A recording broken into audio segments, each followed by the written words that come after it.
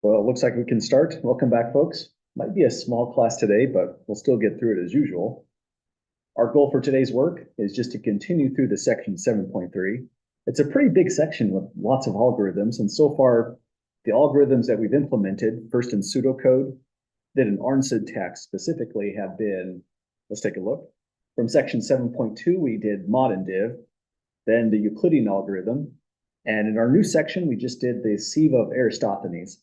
So if you're using RStudio, this language right here, you can use these files and run them as well. But if you're using your own preferred language of choice, that works just as well. Treat these in that case like pseudocode, or maybe just the actual pseudocode we wrote down in the section notes in 7.2, 7.3, and you'd be in great shape for translating it into the language of your choice. So our goal today is just to continue working through this section 7.3. It's quite a large one. But any questions at all, folks, before we get started?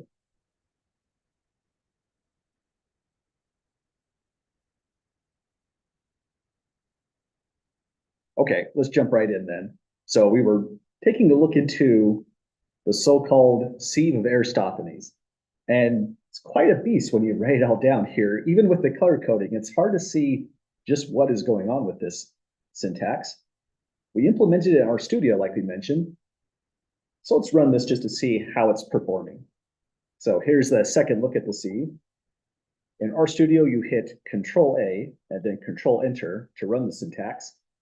So now our function is stored here, the sieve. What we're about to do with this is run it by hand to find out all primes less than 40. Let's do it over here just to check on how that would look. So sieve, use the autocomplete feature just for some quality of life improvements on having to type all that in. We want to put in 40 for the input. So run sieve at 40, and this is another test on our code above. This should only be primes. There's the first prime 2 we expect, everything else is odd, and by visual inspection, they do in fact look like prime numbers. So our goal is understand the syntax a little bit better by now doing it by hand. There'll be a couple times where we in fact do this by hand like we're about to. I highlighted this whole thing in yellow because I didn't want to forget to look into it by next class. I think it was originally highlighted like this, same in the homework as well. So if we're going to run this by hand, we need a good view of it. Let me see if I can open up a new window.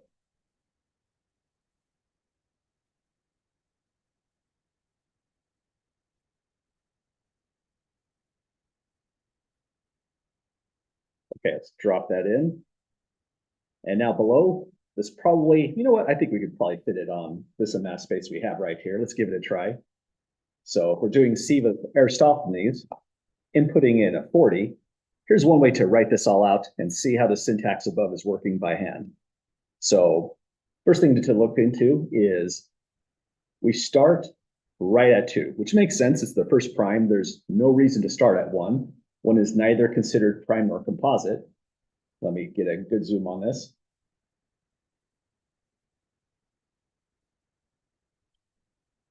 Okay, drag the window. It's trickier than it looks. Okay, I think we're ready to go.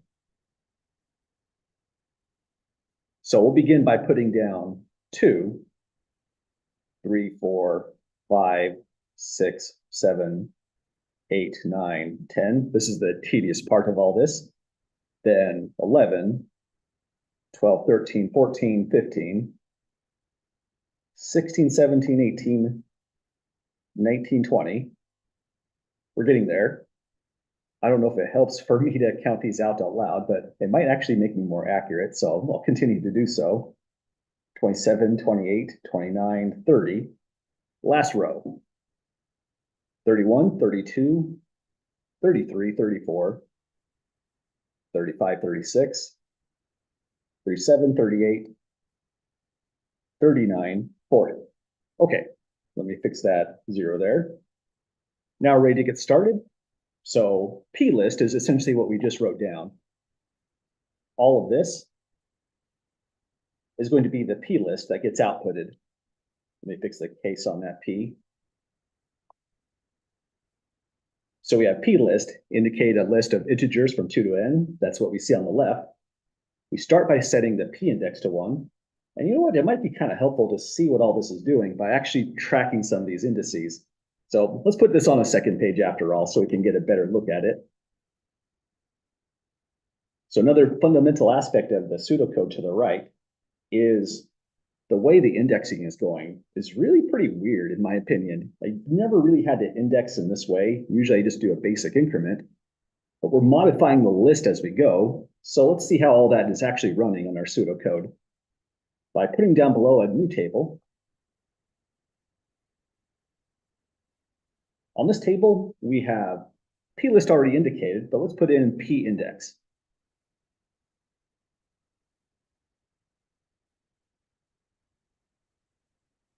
Okay, so p index is initialized to 1 right over here. So let's just throw in a 1 to match that up. Next thing we have is, now in the while loop, we compare p index against the length of plist. That might be something we want to track as well, because that length changes dynamically. So let's add a new row here. Maybe a couple more new rows. Add a safety. I think we might need a couple more. So we have the length of the plist. Let's maybe put that one down here. Length of plist, the prime list. And that length does get incremented once we run through this filtering line right here. So let's also put down below new length, just in case we want that row. I don't know if this is the most useful row, but let's put it in there for safety. So starting at p index 1, what this is saying is that the p index is 1. Inside the while loop, the very first thing we're doing is grabbing a prime. It's going to go plist, there it is on the left, use the p index, and indexing in R starts at 1, so we'll grab that first prime too. So this will be the prime, I'll just call it P. The prime is starting at 2, so that's what this line does. Now in this line right here, we're going to start filtering through plist using this new variable stored. We have a logical structure with OR, an inclusive OR, so we want both of these conditions to happen simultaneously. Sorry, one moment, let me see if I can fix my window just a bit there. Okay, that should work out. So next thing we're going to say is the plist, we're going to look into values less than or equal to p, and p itself is 2, so we do take that value right there. Then it says or plist mod p. So this is a vectorized version of what's going on with the mod function. We had to implement that really carefully, not using our mod and div algorithm. We had to use this actually implemented modulus input. So it takes this entire vector and it'll keep everything that's not 0 mod p, but anything mod p that is 0 is now filtered out. Well, that would include 4. 4 mod 2 is 0. Any multiple of 2 is gone. So we are losing, let's track these, 1, 2, 3, 4, 5, 6, 7, 8, 9, 10, 11, 12, 13, 14, 15, 16, 17, 18, 19 values from the line, all in one go. Well, the length of it was 39 to start because we indexed at 2 to begin. We deleted 19 values from this filtering part right here. So now we're at a new length of just 20. Mess with the windows just a little bit more. Sorry for that weird scrolling. Okay, that's our first run. We're at the if stage where we're about to increment. So what we do is a check first. Just in case we deleted too much list, p index plus 1 takes us to 2 because we're starting at 1, but we have to make sure we're not exceeding the length of the new list after it got filtered. This is the filtering, which down gives us the deletions.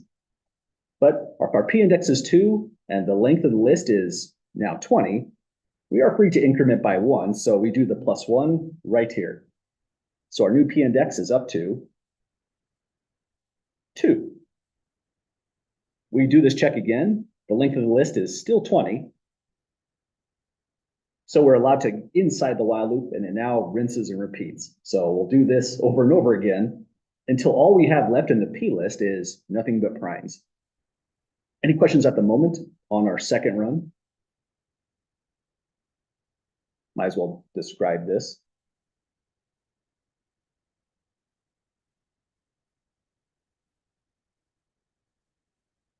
Okay, so we're running the while loop again. P is going to be go into the P list, index it at index of 2, the new index we see on the left. Index of 2 would just point to now to the prime 3. So that's our new prime. First check on the filtering step right here says keep all values of P list less than or equal to the new prime, which is 3. That means we're keeping 2 and 3 right here. And now this is the filtering line, along with the new line that just takes whatever survived. The mod operation here, again, just goes into this list. Anything 0 mod 3 is going to be deleted. That would be 9. And anything else that's divisible by 3. So 9 is gone. Let's see, we've already eliminated 12, but we would also take out 15. Let me know if I miss any of these. It's kind of easy to do by hand with so much stuff. Looks like we're dealing with primes so far. It might actually help our eyes to just highlight those primes as we go, so we don't have to keep considering them. 13 is prime, so is 17 and 19. 21 is not prime, though. That's a divisible by 3. 23, that is a prime number, if I recall. Then 25 is composite and not divisible by 3, but 27 is. So that one's gone. 29 is a prime number. I believe 31 is also prime. But 33 is not. That one is divisible by 3. Not prime here. That one I believe is prime. And you know what, 39 looks prime, but that one's also divisible by 3. I don't know why that one always looks kind of like a prime number to my eye. So what I've attempted to do is highlight everything that I believe is a prime number. Let me know if I miscategorized anything to your eye. But now we're done with that step. We filtered out by canceling with crossing by hand. And now we're in the increment stage. I didn't count how much I actually crossed out on that step, but it looks like I crossed out multiples of 3. 1, 2, 3, 4, 5, and 6 of them, I believe. That would put us down to 14 on the new length. Let me double check that though. This is something we definitely want to get right to see if the syntax over here is running right. So I have 1, 2, 3, 4, 5, 6, 7, 8, 9, 10, 11, 12, 13. I'm counting 13. Let me just double check.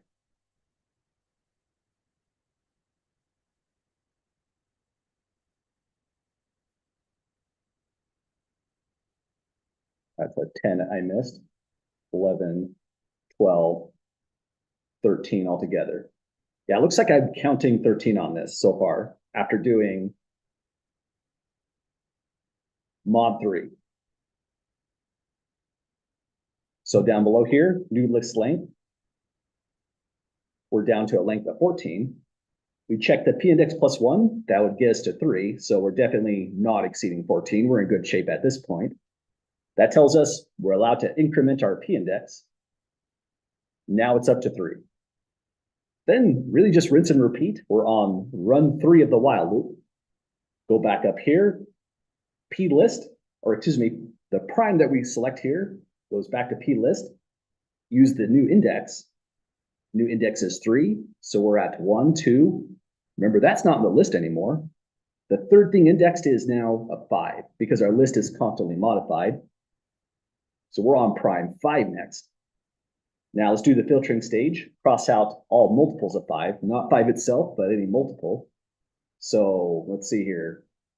Out of all the stuff that's surviving, here's one deletion, 25, and definitely the 35. I don't think I see anything else. Looks like it's just 2 things that gets knocked off the list when we filter out the multiples of 5. So the length of the new list should be 14, but new length should be 12 after those 2 deletions. We check at this. If we increment our index, it'll be at 4. which is definitely less than or equal to 12. So we can now increment again, rinse and repeat. But if you're looking at what's left in the list, you might notice, looks like our job is done, right? All I see is prime numbers to my eye. So what does the syntax do now at this stage? Let's take a look. So we're incrementing p-index now to 4. We go 1, 2, it's a prime number. Let me highlight that just to match up the pattern. 1, 2, 3, 4. At index 4, we're picking up prime 7. And this is run 4 of the while loop. But when we look through this list here, I don't think 7 divides anything whatsoever in this list. I mean, it did divide 35, for example, but it's already gone. I don't think we changed the list at this stage. So the length is 12. Nothing gets deleted. It stays at 12. In this loop right here, we're allowed to increment. We're still under 12. So the new p-index is 5. And this is run 5 on the while loop. Well, if I think about this, really, the while loop run and the p-index indicated here is kind of redundant. But let's just keep on going in this pattern. Index 5 is taking us 1, 2, 3, 4, just to the next prime 11. There is no multiples 11 anywhere in this list, so it just keeps on running in this way. The length of the list is 12. The new list length stays at 12. P-index is allowed to increment to 6. And if it increments to 6, we just go to the next prime, 13, and so on. So it looks like we're getting a good view of what's happening on this. Let's just say ... Eventually, all we get left is, let's see, we have 12 primes. P-index goes up to 12. This would be on run 12. The prime at 12 would be 37. But 37 is large enough that there's just no way it's dividing anything in the list at this point. We're at near the end of the list now. So the list length stays at 12. New length stays at 12. But now that we got a match here, 12 and 12, we're finally exiting the if statement right here because p-index plus 1 takes us to 13, exceeding the list length. So therefore, we don't actually run the if part. We go down to the else part and hit break, and we return plist. So we would be returning just all this stuff highlighted in yellow. So we did it, folks. That's another look at the sieve of Aristophanes, what the syntax is attempting to achieve. Any last questions or comments on this run through?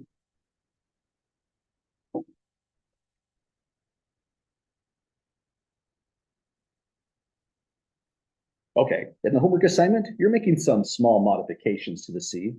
But if you're feeling like you want to add a little bit extra of a challenge here, you can also potentially include this information, that any composite number greater than or equal to 2 is divisible by some factor d less than or equal to root n. We might be able to get an optimization in this if we want to include that.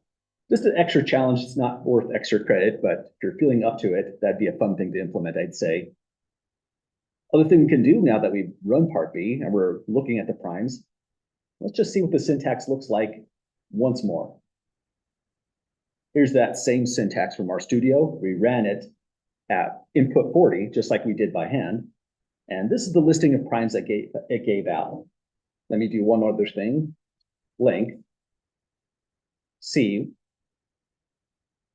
of Aristophanes at 40. It returns a length of 12. So we have 12 primes right here. And that's what we're expecting. The length of the list stabilized at length 12 once we got to the point no primes remained. So achieved all this really by this magic right here. Just a lot of modular arithmetic to cancel out things that were not primes. Well, that's the sieve of Aristophanes. Kind of a weird way to compute primes, but it's always interesting to see these different kinds of algorithms in action. Trying to figure out where my windows should go. There we go. I think that's back to reset. Well, what we're going to take a look into next is we're looking into primality. That's the first part of the section title. Now we want to talk about a bigger concept, relative primality, when two numbers are relatively prime. So in the second half of these notes, this is where some of our syntax gets a little bit more intense because some of these functions we've been writing are beginning to interact next. So over in RStudio, let's grab some extra stuff here. Currently, I have the sieve of Aristophanes as a stored function. And in the Moodle website, if you're using R to implement these algorithms, you can find all the ones that we've designed so far in this list right here. So I want to run Euclid just to store it, get it ready to go, and the mod and div operation. So here is the mod and div operation we did in 7.2. In R, just hit Control A, Control Enter to run this syntax. So now this function is now in the scope of everything we do. And here's the Euclidean algorithm. Take Control A, Control Enter, and our Euclidean algorithm is now ready to go for whatever we might need it for. Let me move that over.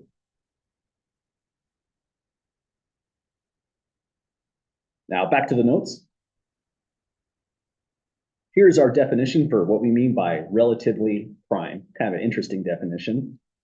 Also a bit of a break in the notes as well. This is a smaller concept, but we're going to expand on it by solving some equations involving modular arithmetic. So first, we say two integers, n and m, are called relatively prime if the largest number that divides both of them is a 1. Said differently, we'll call integers n and m relatively prime if their greatest common divisor is exactly 1. So the only integer dividing both of them simultaneously is a 1. That's kind of nice in a way because for that definition is nice because the Euclidean algorithm, let's write in a comment here. Euclid n(m) returns greatest common divisor of n and m. So we have exactly the right tool we need for this kind of process, determining relative primality. So you could do this by hand, but the encouragement for section 7.2, section 7.3 is to start using the algorithms we developed to answer these things in the most efficient way possible. So we're going to determine for these three pairings of large numbers, which set is relatively prime using this Euclidean algorithm again. So it's pretty fast. The algorithm was really just this in its essence. This part right here was just handling some error, or not quite errors, but some issues if n was ever larger than m, we would have some problems in places like this, mod and div. We want the larger to go in and then the smaller. So we just ensured that no matter what you put inside this, there'll be a swap making m the larger and the smaller. So let's test this all out. Also determining if we have relative prime. So first run on this one, just do Euclid. Usually I'm expecting autocomplete. There we go. Euclid 255,377. So if we run this, our output is 1, but then that directly tells us the greatest common divisor of those two integers is 1. And that's back to the definition of relatively prime. So these two integers are relatively prime.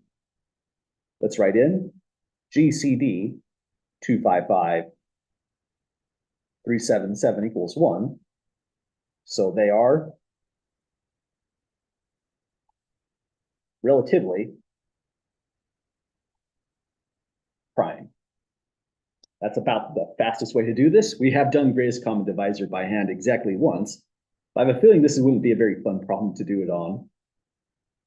Any questions so far, folks?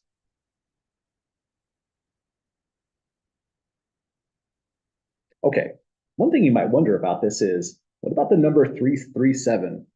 If that was a prime number, then really we wouldn't have to do anything here, right? They would be automatically relatively prime if I give you one prime number here and something that's not a multiple of that prime number, some other distinct integer.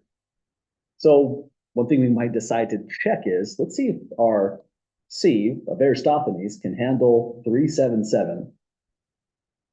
No problem. And it got to 373. That's telling us 377 is composite. So we couldn't have done that quick check on that one. But let's do it in the normal way for the next one. 510, 697. That one's definitely composite. I'm not sure on 697. Let's see. That list didn't go far enough, but Let's just use the greatest common divisor method through Euclid's algorithm. So do Euclid, 510, 697, and we get to 17 as the outcome on that one. That's telling us 17 evenly divides 510, and it also evenly divides 697. We haven't ran the syntax a lot, so let's just double check that. Let's see if that's really the case. 510 divided by 17, yeah, that's an even division. 697 divided by 17 also goes in evenly, and that algorithm above is telling us 17 is the greatest number that divides both. Most pertinent information, that's a tricky word, is that the greatest common divisor is not 1, so these are not relatively prime. Let's say since greatest common divisor of 510, 697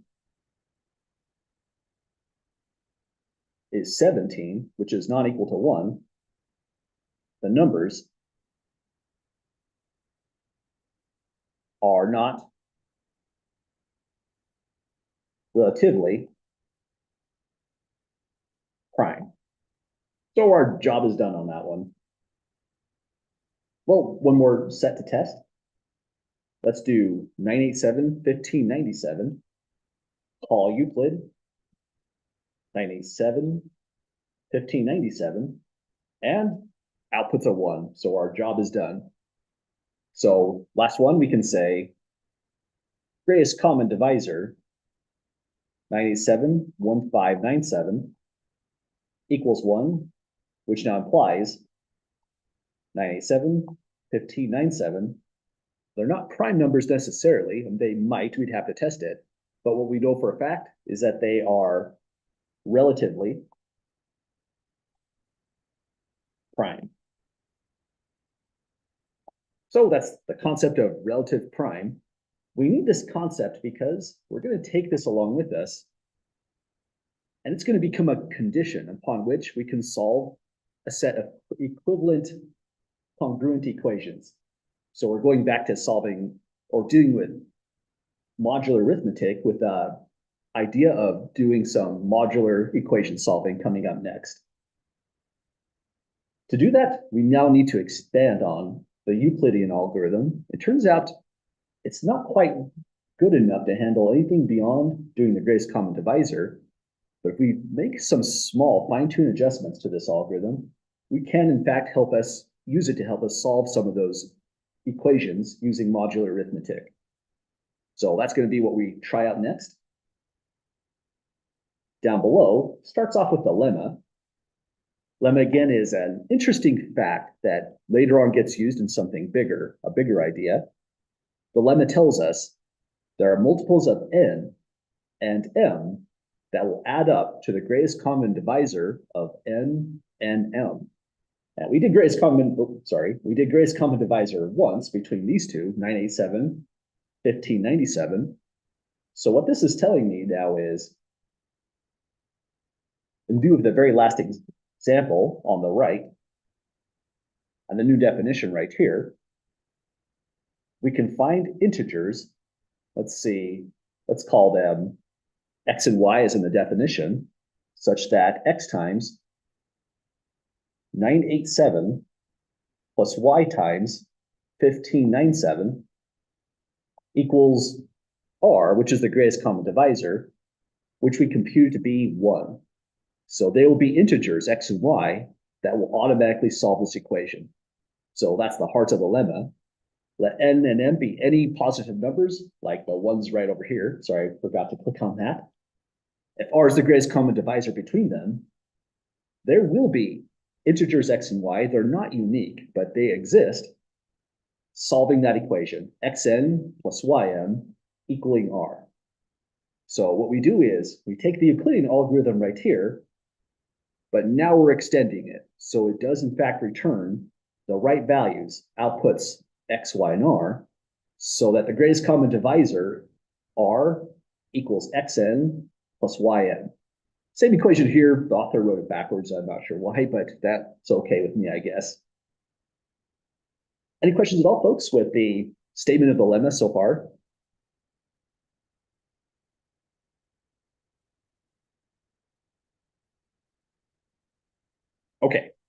To make this work out, first thing we have to do is really look into the pseudocode. This is the actual pseudocode provided by the author, right from the textbook.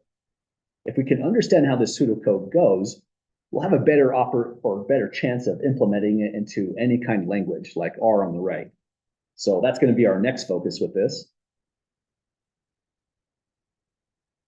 I'd say best way to understand someone's randomly written down pseudocode is to do a kind of computation or trace, we've called it in the past, by hand. So there's a problem just like this one as well in the homework.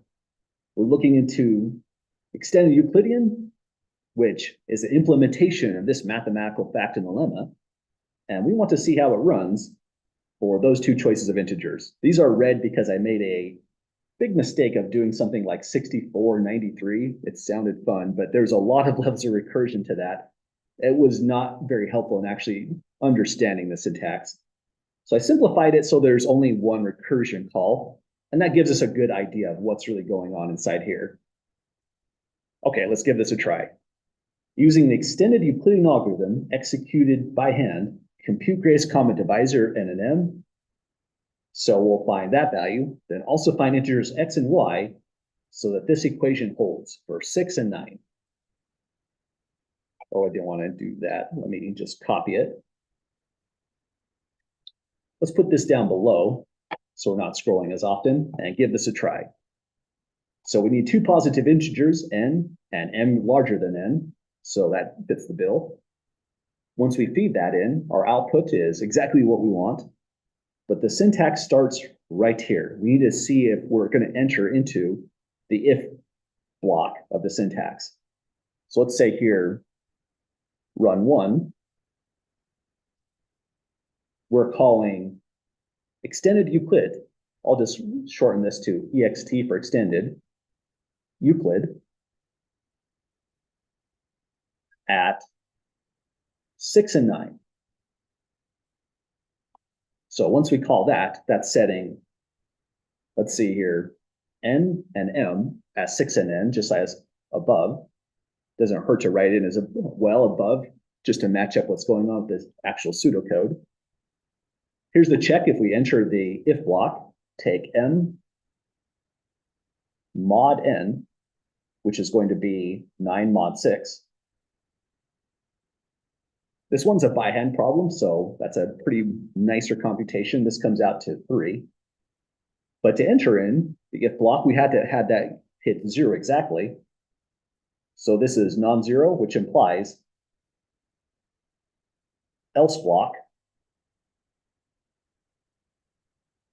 runs.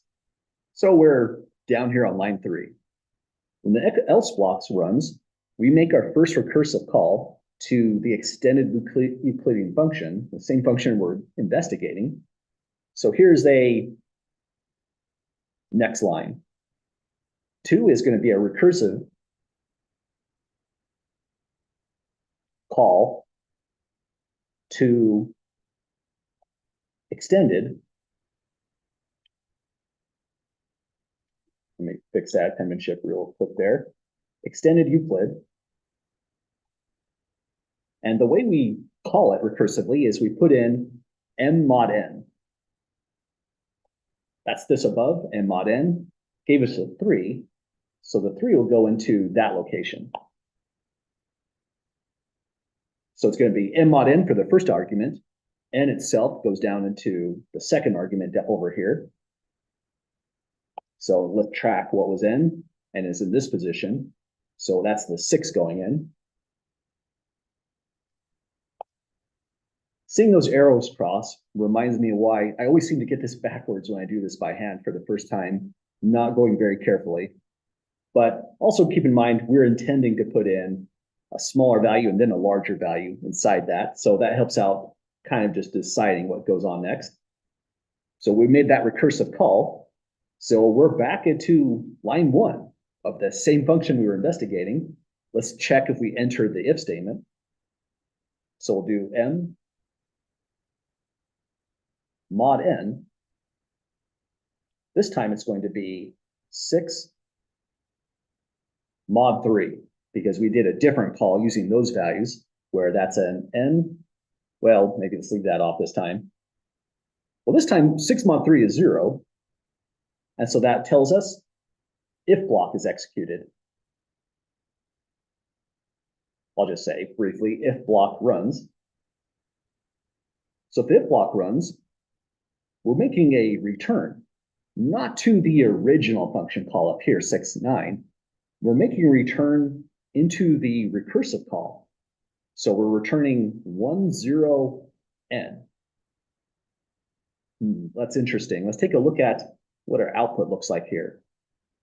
Our output is, let's maybe zoom in on this a little bit more. Our output is x, y, and z. But x itself turns into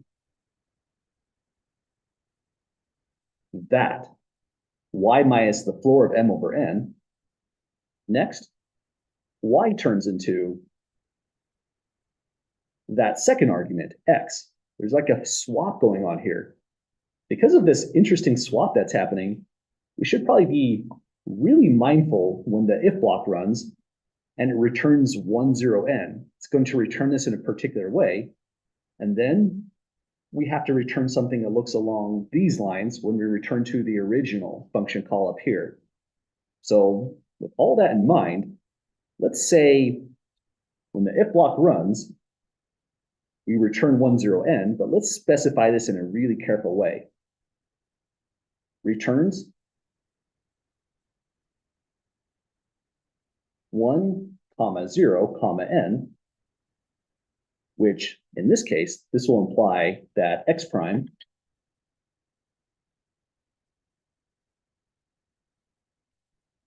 is going to be equal to, let me think about this. In this function call, we're just going to set it equal to exactly a 1 for the temporary value x prime. And let's maybe just write it. Yeah, x prime will be fine. Let's call it that a 1. Y prime is going to be set to 0. And R prime is going to be set to the n value, which was a return on the recursive call. And the recursive call, n was 3 this time. So we're returning a 10n. But this doesn't get returned back to the overall output to the function. This gets returned to when we ran that else block over here. The else block ran, and we're returning something to now extended Euclid 6.9. So we're down here in the else block. We feeded something back to Euclid 3.6. That was this recursive call right here. And now we're returning all of this back to the original function call. Any questions with that so far, tracking these recursive calls at the moment?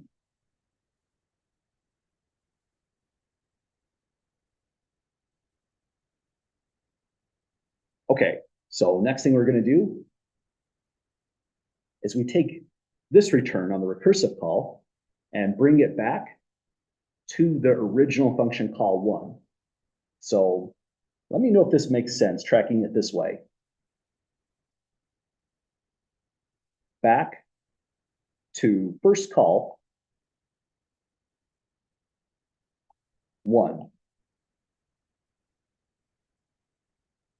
In the first call 1, the else block ran, and when it ran, we fed in this XYR, which we called X prime, Y prime, R prime. And then within that else block, it's returning that structure right there. We need to be really careful how we write that out. So here's what we're going to do when we're back to that first call. We are going to return X equals, so the output X, the one, let me put in some actual color coding here to track this a little bit better. Deserves another zoom in, I think. So we're going to output this X, but we're doing it through the else block right here. We output it this way. Oh, and let me highlight that even more clearly. That's right there. The Y, the X, those are the temporary variables, X prime, Y prime. So X is going to be set to Y prime minus the floor of M divided by N times X prime. Let's compute this right here now that we're looking at it. Y prime by substitution is a value 0 minus the floor of M divided by N. Recursion is really tricky in my opinion because this M and this N are not these. That's inside the recursive call. But remember, we returned 10n back to the first call 1 of the extended Euclidean function. And in that original call, M is 9 and N is 6. Those are the values that get dropped back in way down here. I have to take off that arrow eventually, or else this is getting really hard to read. But it's striking to see how the recursion is grabbing these values. We'll put in a 9 over 6 right here. Then we multiply it by x prime. X prime is just a 1. So that's what's happening so far with the recursion, grabbing the M and N values. This was really tricky for me to see the first time really looking into this algorithm. Does that make sense to folks, what's happening there on the red dot?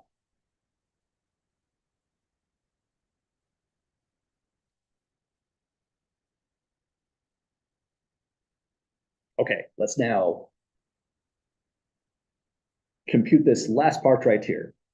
9 divided by 6, that's a 1.5. So the floor of it is just 1.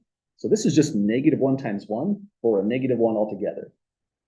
So we've got one of our return values. We have to fight pretty hard for these, but it gets a little bit easier on the last couple.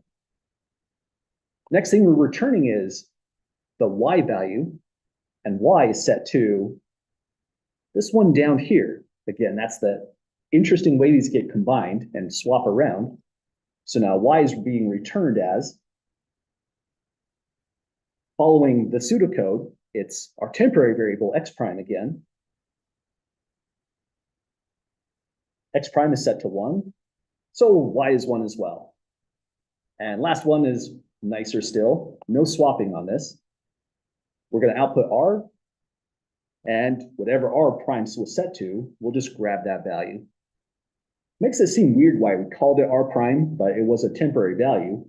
And if there was deeper recursion going on this thing, it was wise to call it that. So now let's just say r equals r, nothing spectacular there. Maybe let's just say r is 3, just to be specific. Well, second thought, let's be more specific and say r outputs r prime. Just like I was saying, that's important to say in case there's deeper recursion. So that is appropriate to follow that process. And it's set to 3. At this stage, we wonder, did we really solve this as we intended? We were supposed to find an integer x, an integer y, so that xn times ym is the greatest common divisor of those two right there. Let's see how close we got as a final check on all this. So our run is done. Let's call that a final return, just to be specific about that. So we had, let's call this a check. N is 6, M is 9. So now we're checking if x times n plus y times m is, let's just call that r, the greatest common divisor of n and m. X is -1 times n, which was 6. Y is +1 times m, which is 9. Greatest common divisor r, that was the 3 here. And yeah, this equation does check out. The syntax really did run the way it was supposed to. Well, the pseudocode is better said. It's pretty complicated to track this kind of pseudocode because of the recursion. But seeing it once, you can see how it would work at deeper and deeper levels of recursion. This will help us actually implement this into any programming language we'd like, just by tracking it out like this. Well, here's the full view of that full method. Any questions at all, folks, on the run on this or the pseudocode below?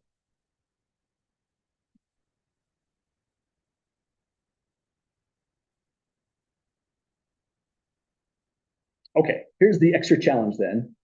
We're going to need this algorithm right here because our goal with this algorithm, and the reason this is called a lemma, is we're trying to solve some equations now, some equivalent congruent equations.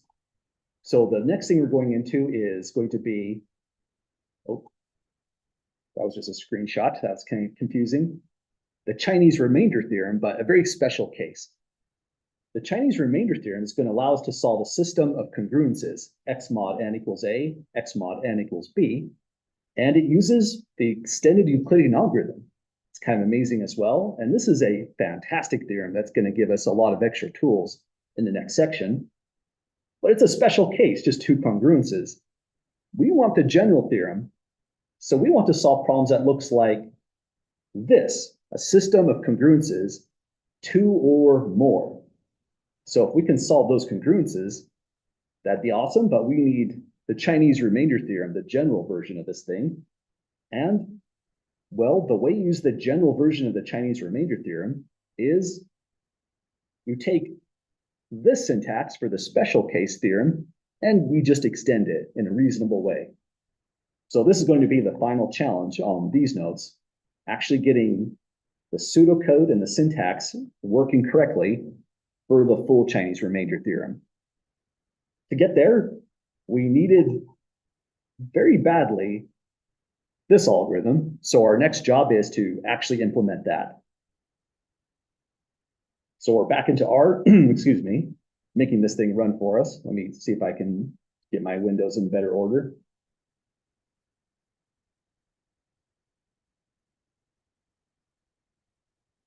Okay, I want to focus just on this box right here. So that should do the job. Sorry, fighting with the controls here.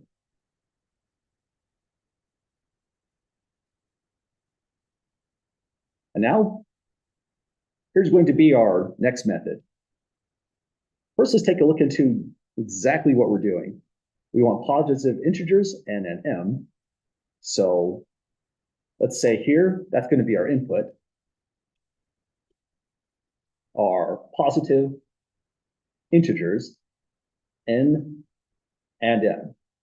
We want m to be strictly larger, but we can control that a little bit by just using syntax that looks like this to force it.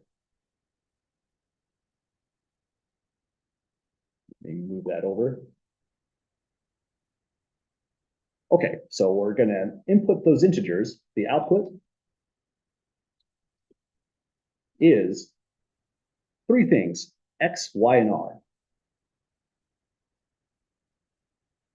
where I'll write xn plus ym equals r.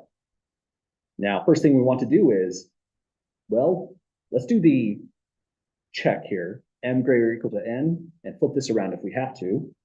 Should also start defining this as a function. Let's call this extended Euclid. We'll get the structure of a function with inputs n, m. So we've got, well, the title to the function in.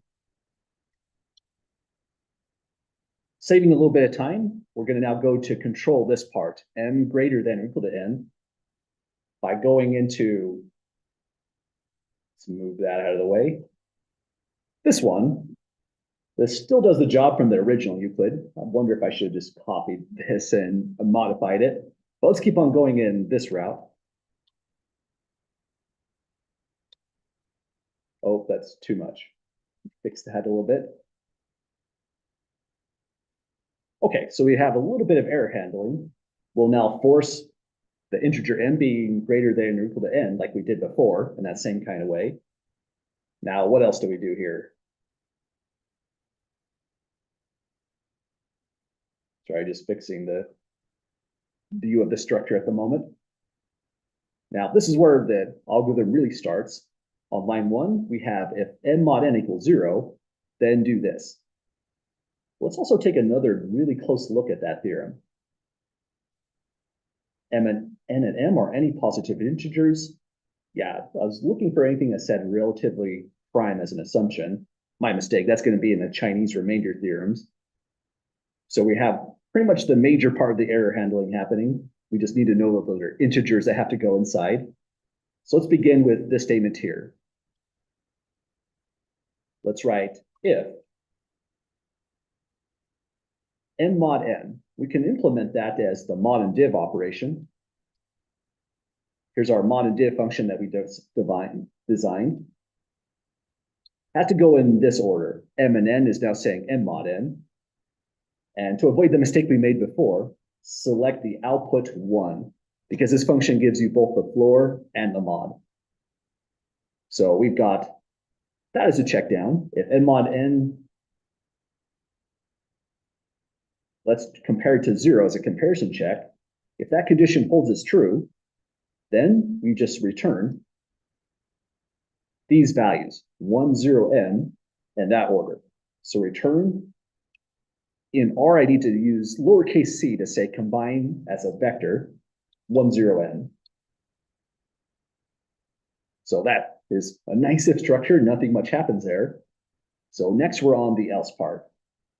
Let me know if you see anything weird that's developing in the syntax, if I throw in an errant comma or anything like that, that could totally throw it all off. So next is else. And this else is interesting because we make a final return within the else statement as well. So that's really tricky as defined. X, Y, and R defined to be extended Euclid means I really need temporary variables like we defined right down here, X prime, Y prime, R prime. We're still going to call the extended Euclidean algorithm as it says, but we should store that as a temporary result. So let's write in here,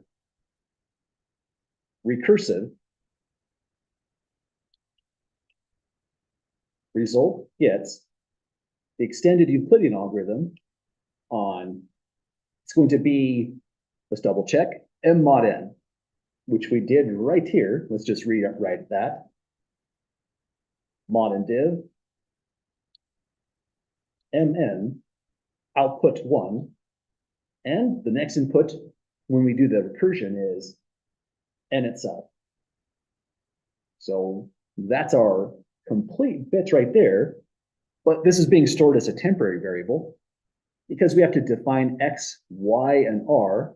We'll call them x prime, y prime, r prime, like we did on our run through the pseudocode for our next values.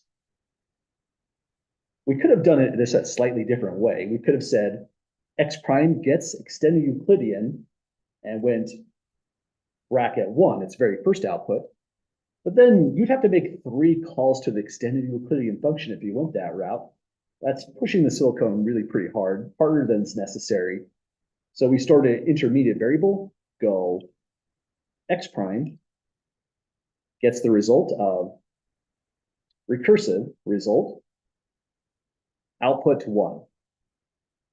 So that's what this is asking us to do. Then y prime gets the result for recursive result, output 2.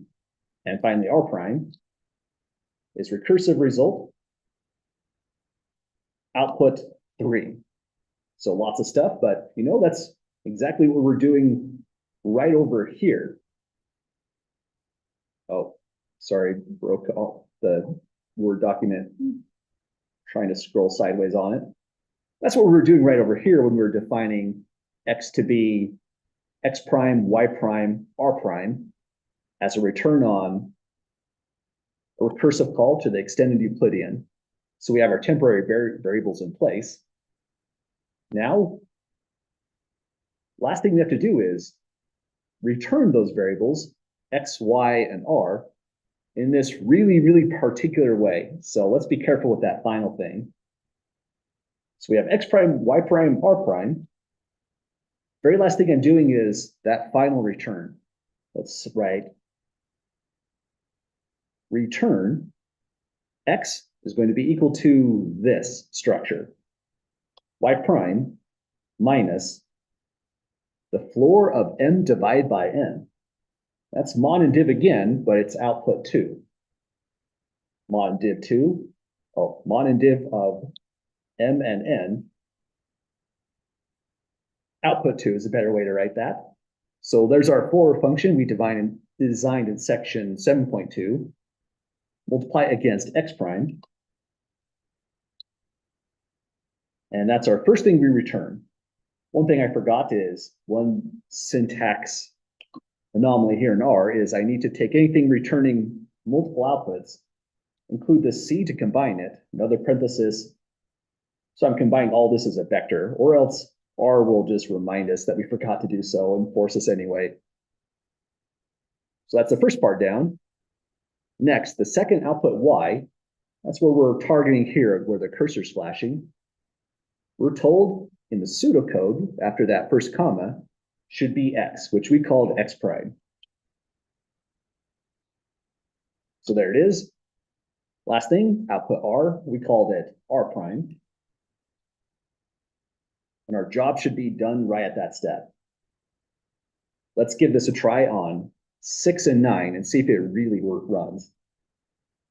Any questions or comments at the moment, folks, with getting all that pushed in?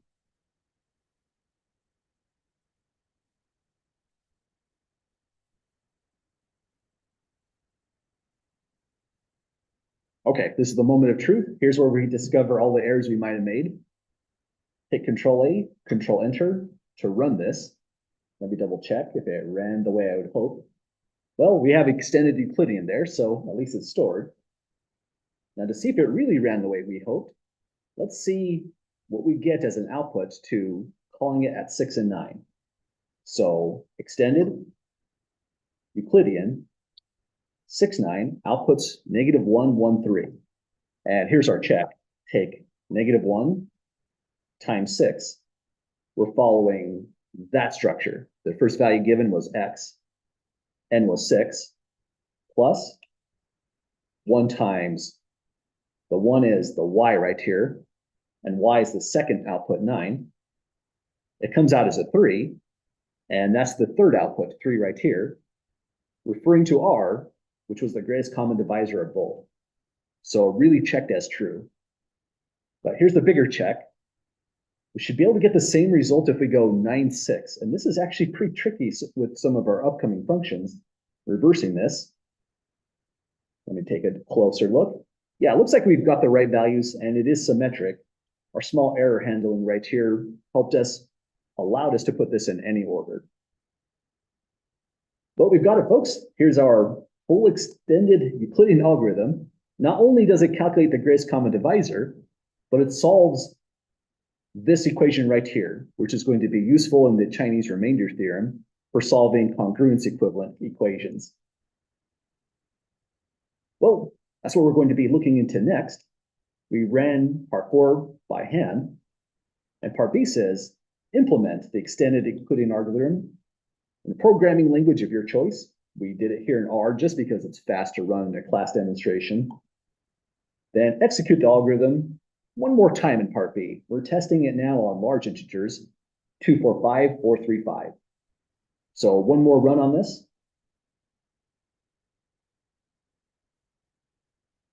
Let's say here, extended Euclid 2, 4, 5, 4, 3, 5 returns an X, a Y, and a R. Let's find those values by running the syntax here. Extended Euclid at 2, 4, 5, 4, 3, 5 returns 16, -9, 5. Our job is now done. That's all we wanted, to find the integers X and Y so that this holds. But we might as well check this out while we're looking at it. The check is very, very rapid. Let's do it on paper as well. The check will be that we're needing to take the 16, multiply it against n. 16 by 2, 4, 5. Add, take the next integer, -9. We need to multiply it against the m value, 4, 3, 5. Let's see what that comes out as. It has to be the greatest common divisor 5 exactly. So one last computation, 16 by 245 minus 9 by 435 is exactly 5 as expected. So we saw a couple ways. Looks like extended Euclidean is working as intended in even an example of large integers. Although if it didn't work with small integers or does work with small integers, I don't see the difference with larger integers on this either. Well, the extended Euclidean algorithm is a handy tool for sure, but we're really just using it as a kind of helper function as we go into Chinese remainder theorem special case. Well, any last questions at all, folks? Getting to the end of this one.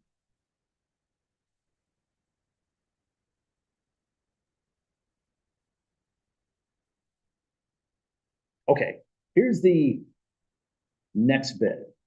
Chinese remainder theorem is tricky to implement, but the big challenge in these notes is the general version, not the two congruence version.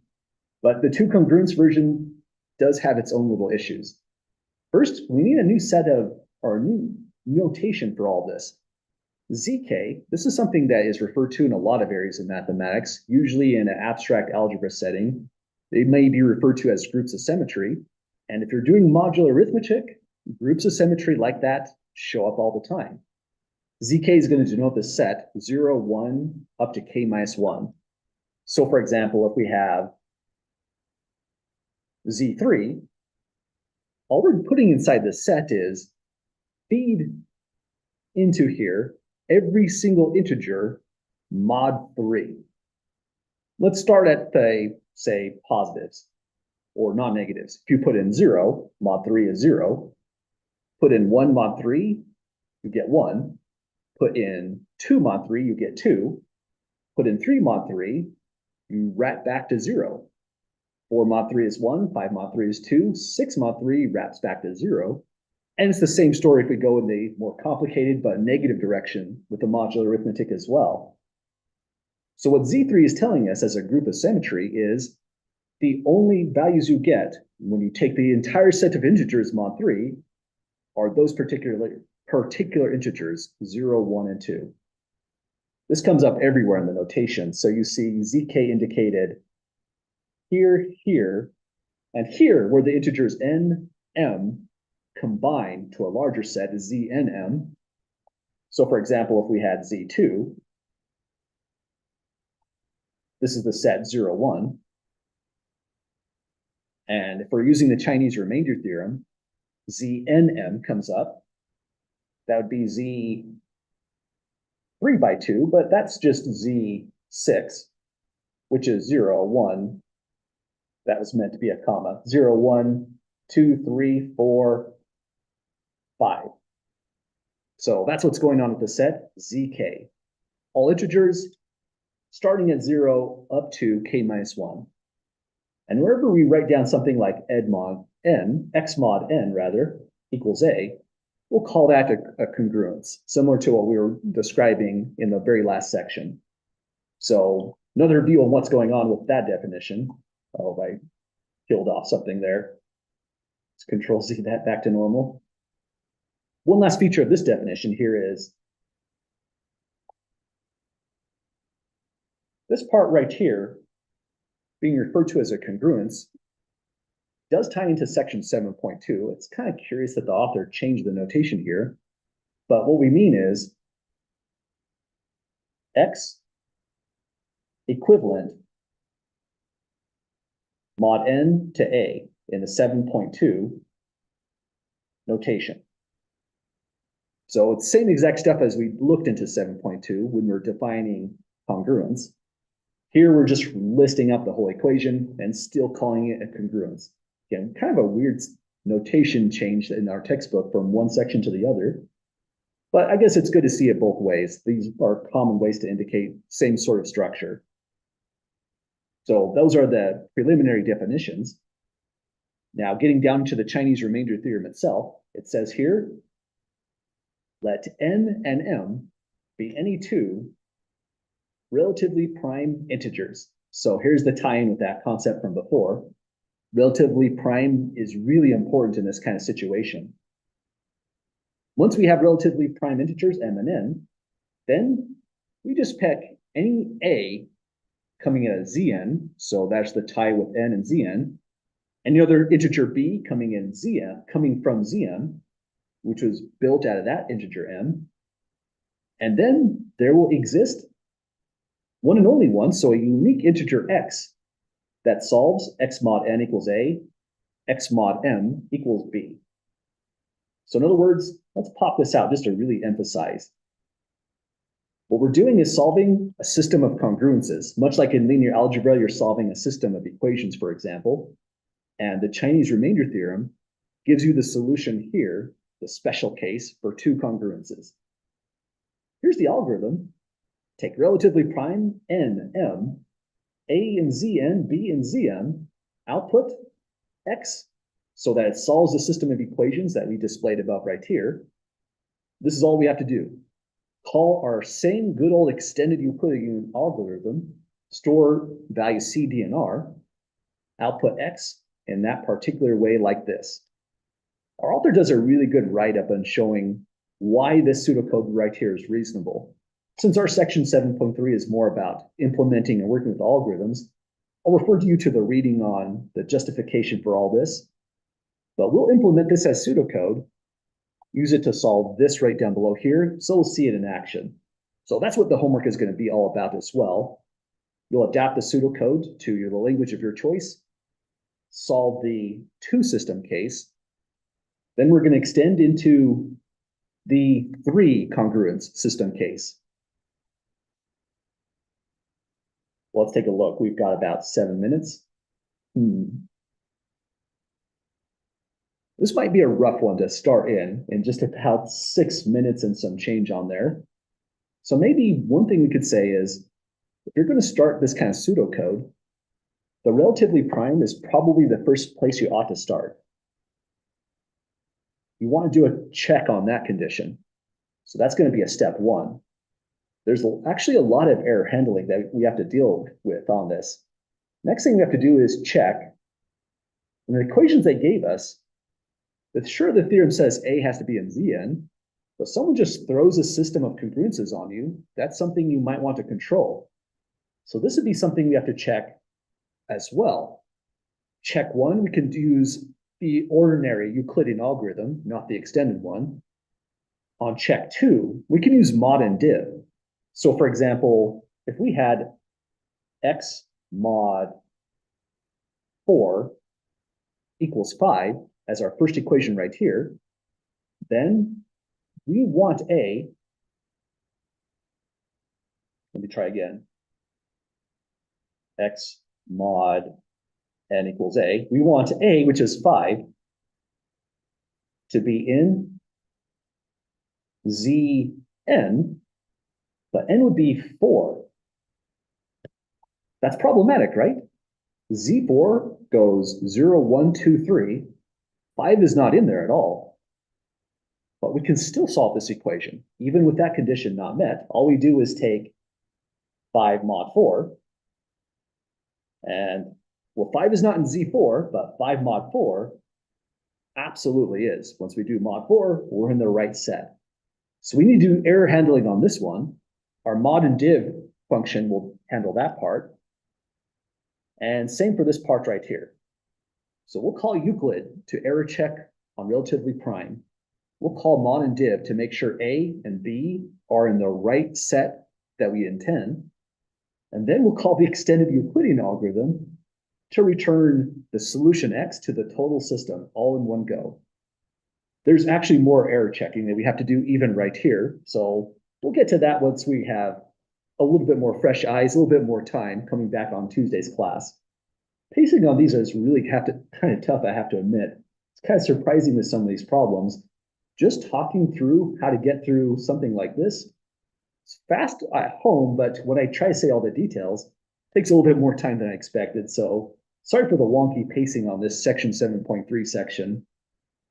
But we'll come back up on Tuesday solving this full method and finishing out the Chinese remainder theorem as well. Any last questions or comments at all, folks, before we call it a day today, just a bit early?